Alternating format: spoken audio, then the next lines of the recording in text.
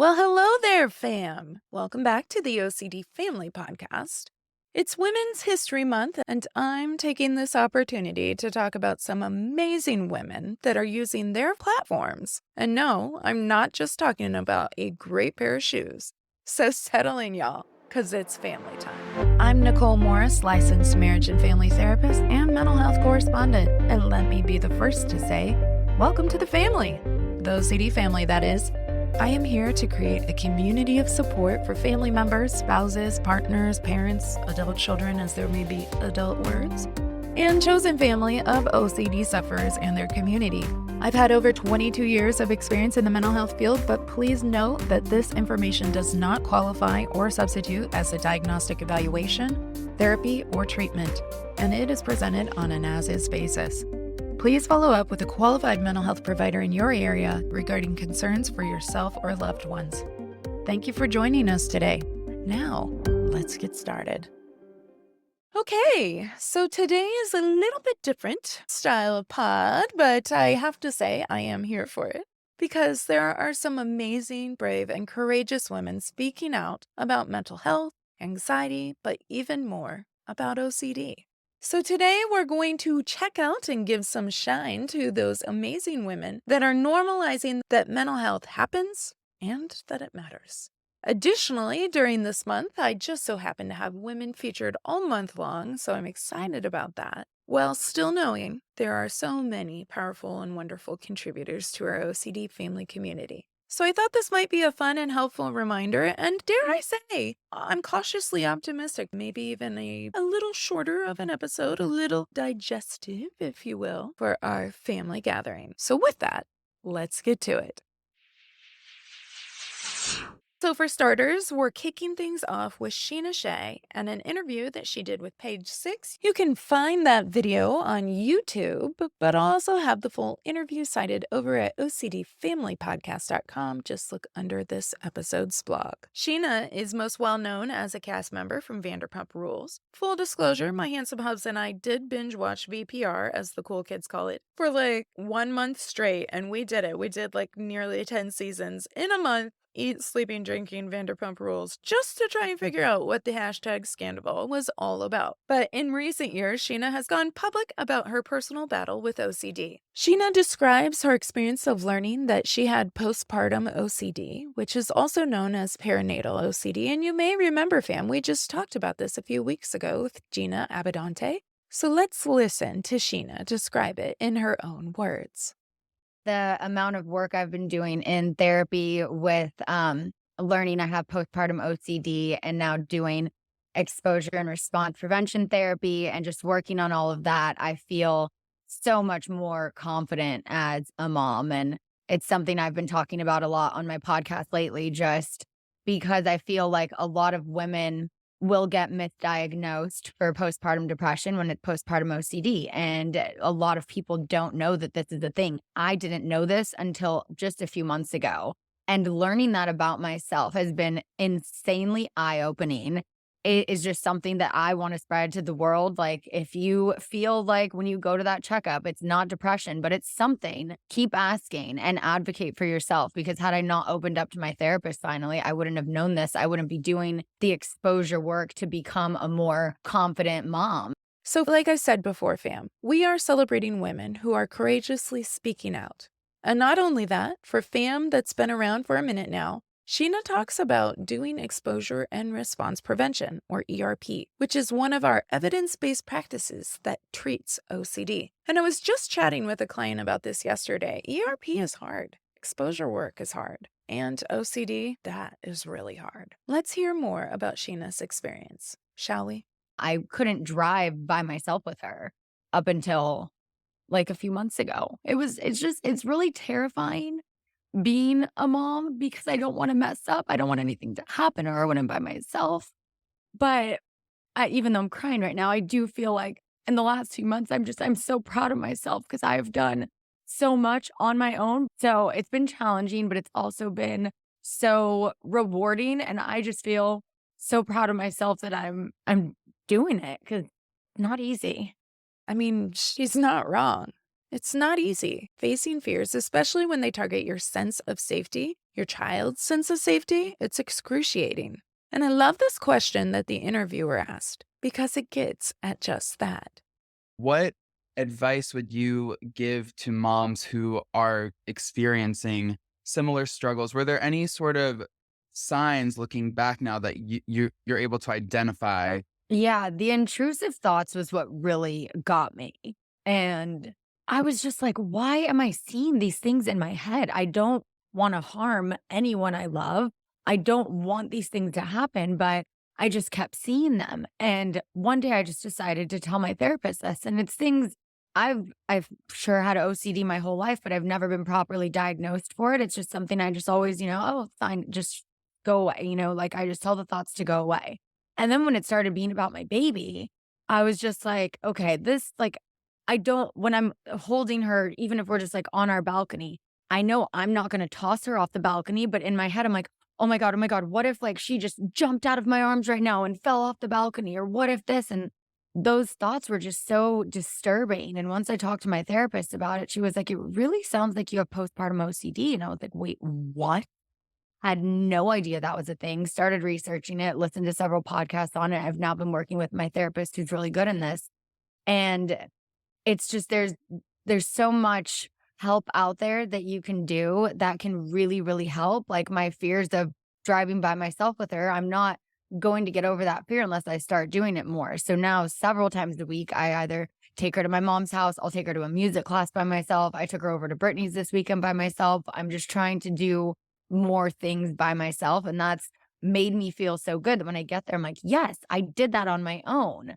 But it's all of those just intrusive thoughts and things that are telling me that I can't. Like that's the thing with OCD is it attaches to like your biggest fears and then you just see them happening all of the time. And it's terrifying, but I just have to tell myself that this isn't going to happen. It's not going to happen. You got this. Does that sound familiar, fam? And I really love how Scheana defines intrusive thoughts because that's it, right? Seeing things in your head or hearing them wondering if you could drop the baby off the balcony. Things she knew weren't her. They were not what we call egosyntonic. But the thought of them is so scary that she would do anything to protect her baby, herself, from that scenario. Additionally, I love her ability to describe what she needed to do with her ERP exposures. She said that she couldn't get over it unless she started facing her fears more. And that's that exposure piece, right? But also, we keep in mind the response prevention piece.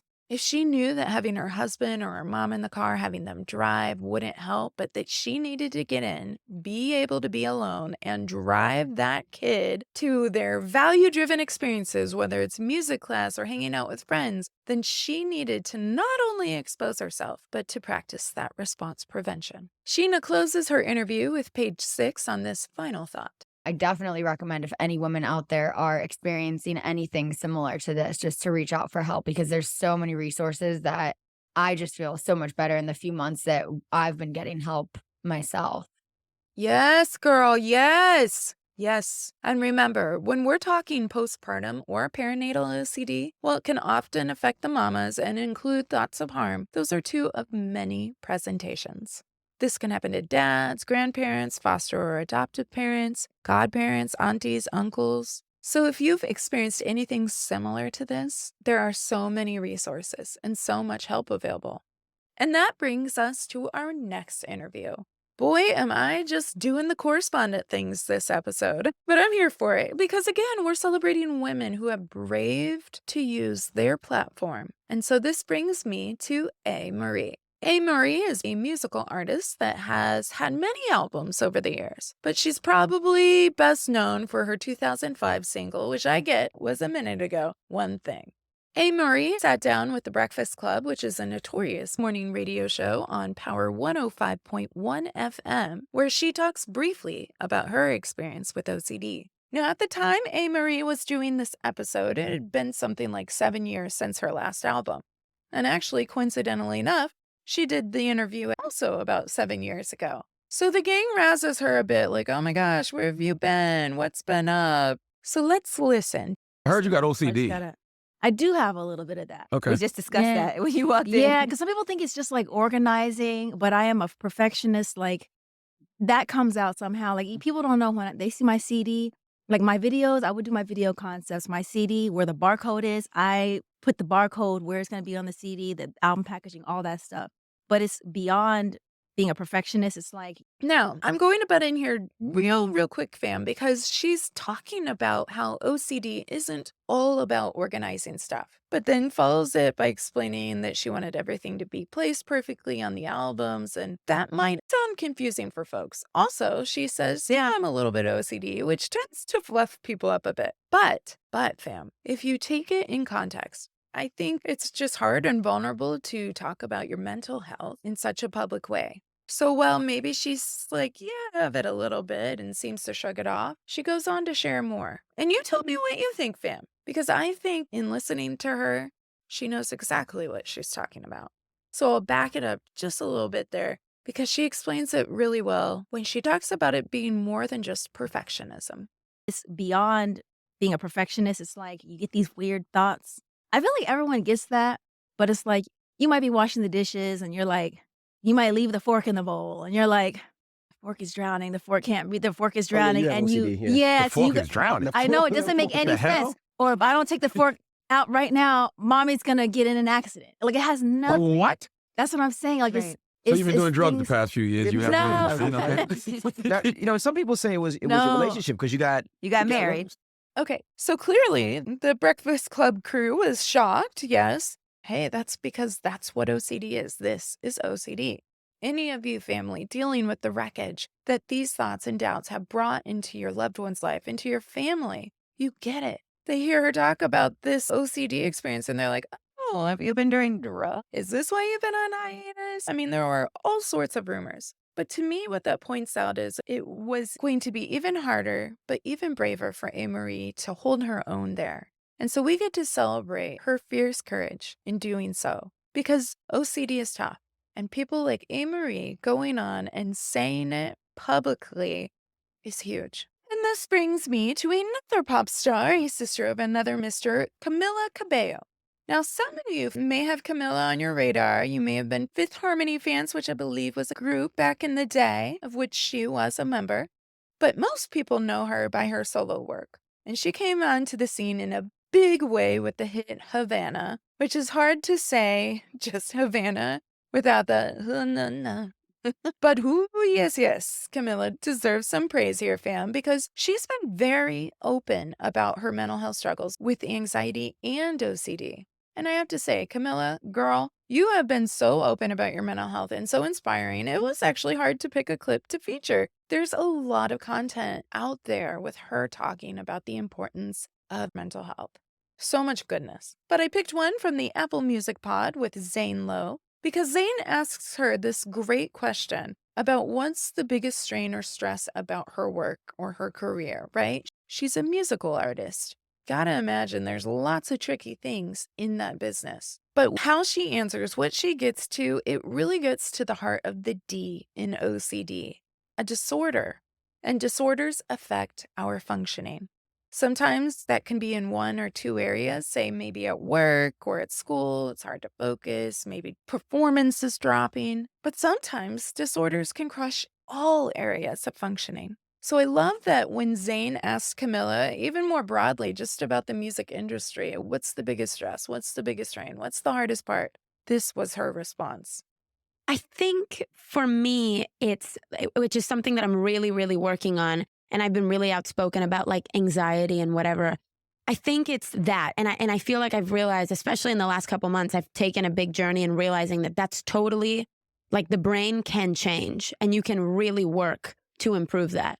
And I feel like I'm really working on changing that. And I see a huge difference, which is actually something that I want to be more outspoken about because I know a lot of my fans struggle with issues like that. But I think like training of the mind is like the most important thing because that's what you have for the rest of your life, you know?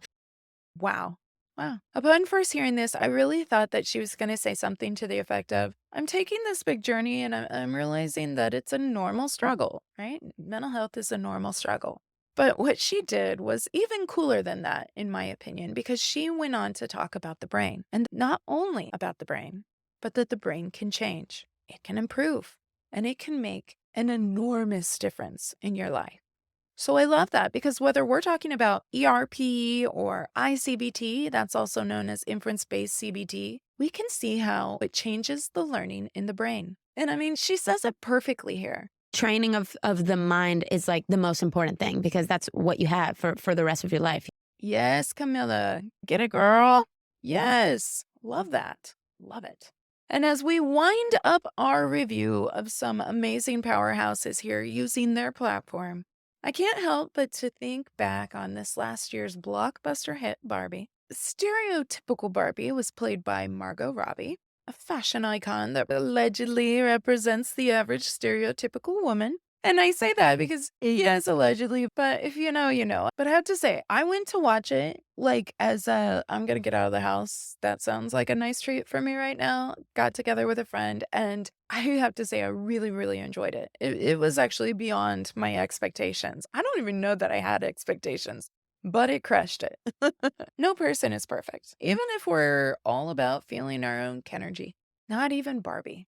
But Margot had many iconic lines from Barbie, including this one. You guys ever think about dying? Now, literally, that statement stopped an epic party where even the president was in attendance. And these thoughts, whether for ourselves or for our loved ones, they definitely can stop a person in their tracks. But that was just one of quite a few references to OCD and related mental health distress in the film. And I love that. Because whether you were going to see that movie because of nostalgia or being a child who enjoys playing with the dolls or Ryan Gosling, no judgment, then you were also exposed to the breaking down of stigma around mental health, imperfections, and even womanhood. So while I would never have guessed as a little girl myself that Barbie could use her platform to spread more awareness, I love that. Intrusive Thoughts. All right, fam. Well, partying is such sweet sorrow. Can you believe we are already to the intrusive thought segment? I mean, it's a surprise, I know. But I can't go on without giving a quick shout out to some of my friends, colleagues, and content creators that are making waves in spreading awareness and hope about OCD. So for this week's intrusive thought segment, which is my application segment of the show, fam, I want to encourage you to check out a new to you content creator, or even if it's someone maybe that you already follow, engage, download a podcast, hear how they're using their platform to spread hope. So I'm going to feature some names here. At the beginning of season 2, we featured Kim Vicente of Jack Mental Health Advocacy, and she's doing amazing things for families and people with lived experience of OCD. In fact, I think I recently saw a flyer circulating regarding one of their sponsored ERP-style summer camps for kiddos and caregivers, which is just an amazing program. I love that she's doing that.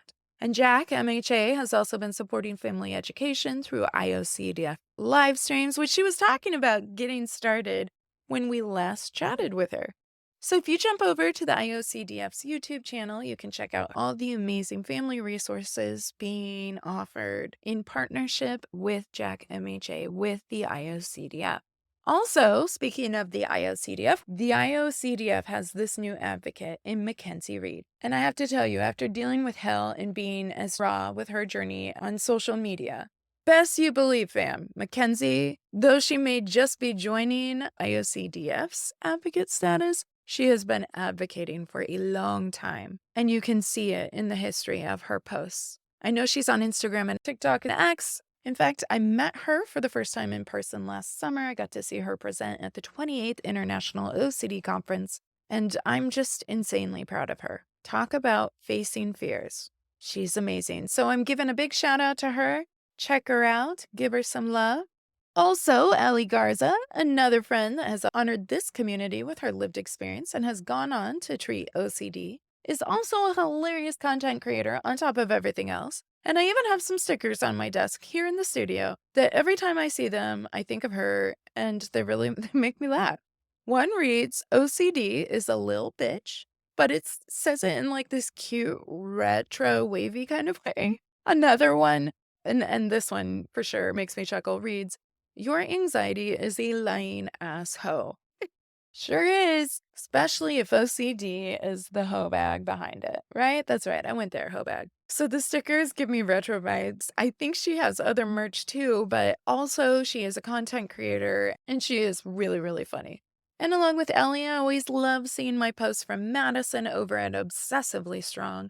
She is not only an amazing content creator and also becoming a therapist to treat OCD, but she does content about both ICBT and DRP, and it's harder to find some of that balanced content out there. So I really love that she does that. In fact, she did this meme recently. This is real hot off the press, but just the other day, she posted this series of Love is Blind memes, and I laughed out loud more than once, posturing herself, ERP, ICBT in the captions, and it was great. It was perfect. But you can check her out as well on Instagram and TikTok. Give her some love, learn something, and laugh a little. I mean, who doesn't love that?